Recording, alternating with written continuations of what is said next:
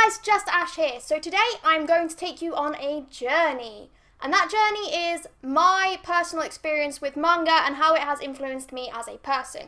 So it all begins with little 11 or 12-year-old Ash. I had just started high school and I was starting to get into anime that was more than what was just on offer on kids TV over here. So I was getting into things like card captors. I'd just watched Spirited Away for the first time and had fully fallen in love with it. And I had a library card. So I went to the library back where I used to live and noticed that they had a all-new Japan section, and this was full of random volumes of different manga and all of the sort of beginner's guide to drawing manga books and stuff like that. So I rifled through. None of the stuff really caught my eye until I landed on the first volume of Momote Lollipop. This ended up being the first manga that I read more than 2 volumes of. I read most of it up until they stopped stocking it at my library. The thing I really enjoyed about it was the art style. I loved how crisp and clean it looked and how it didn't have that sort of cartoony feel that you got from comic books. In fact, art style is the first thing I look at now when I'm checking out a new manga series or a new anime. If I don't like the art style, I'm probably going to give it a miss. Anyway, Momote Lollipop grabbed my attention, first because of the art style, and secondly because it was the height of my Harry Potter obsession, so anything with wizards and magic and stuff like that, I was really into. So I blazed through all of the available volumes of Momote Lollipop, and after that, I just read a couple of volumes here and there of random manga, but I was still obsessed with the art style. Now, by this point, I was 13, 14 years old and in the depths of a really solid emo phase that I quite clearly never properly grew out of. But anyway, I decided that I wanted to fully embrace the emo and become an edgy artist. But I wanted to draw in a way that not everyone around me was drawing, so I chose to learn how to draw in a manga style, which meant I went back to my library, checked out all of the beginner's guides to drawing manga. It was really embarrassing because I went up to the librarian and she just judged me. But anyway, I started learning how to draw manga, and at this point, the reading of it actually took a back seat because I was so focused on learning to draw and trying to get good. I never did. I don't have the patience to get good at art, but it was recognizable what I was going for. And while I was in art lessons at school, all of my final pieces were really heavily influenced by the Japanese drawing style, and to the point where people were commenting that all of my characters had Yu-Gi-Oh hair, which I thought was really cool at the time.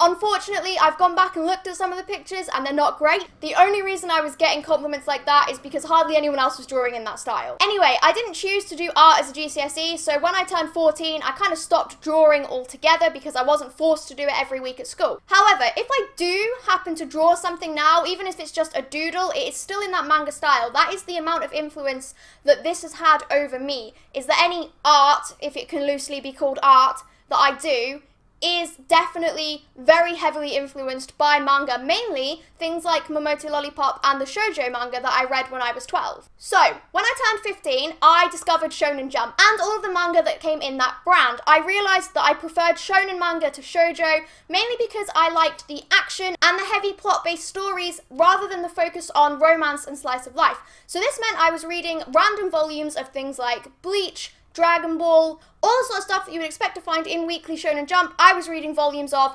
randomly from the middle of arcs. I had no idea what was going on for quite a long time. And that was me right up until I started college. When I turned 17 and went to college, I decided that I wanted to be what I classed as normal. So I stopped wearing black clothes and heavy eyeliner.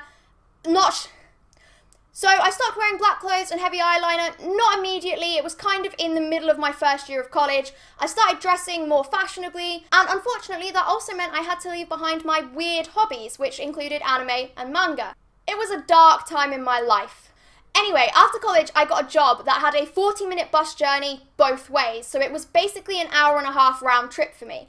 And I still had a library card. And just across the road from where I used to work was a much bigger, much more well-stocked library. So I went in there on my lunches and I would check out a normal book, either like Alex Rider or the Gone series, and a few volumes of manga, because I could finish that on a bus journey after the book I was reading. It really doesn't take me too long. I can blaze through most volumes of manga in about 40 minutes anyway. This also came at a time where I had just gotten back into anime with the explosion of Attack on Titan and the fact that everyone was talking about that. So I started reading that until I ran out of volumes that were in the library, and then I was reading things like Black Butler, Death Note, all the sorts of generic, everyone's heard of this manga. Now though, I buy my manga. I moved to Norwich last year and we have a Waterstones here and they have a pretty good manga section, which I didn't realise they had. So now every time I go into the city, I'm like, hey, should we go to Waterstones? And everyone's like, you just want to go and buy your weeb books? And I'm like, yeah, but they're cool. And no one agrees with me. I do still prefer shonen manga, but obviously I now like some of the softer stuff as well, so I do buy that.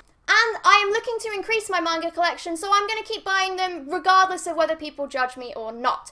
And that is the end of the journey. That is my journey with manga and how I came to love it and how it has influenced me as a person. Leave me some manga recommendations in the comments as well, because I am always looking for new stuff to read. Oh, and before I forget, I am working on a super special project over on the One Life Left channel. It is ready to drop any day now, so please make sure you go and subscribe to them. I'll leave a link in the description. If you've enjoyed this video, give it a like, and as always, pour yourself a nice cup of tea and join me next Friday at 8 for another video.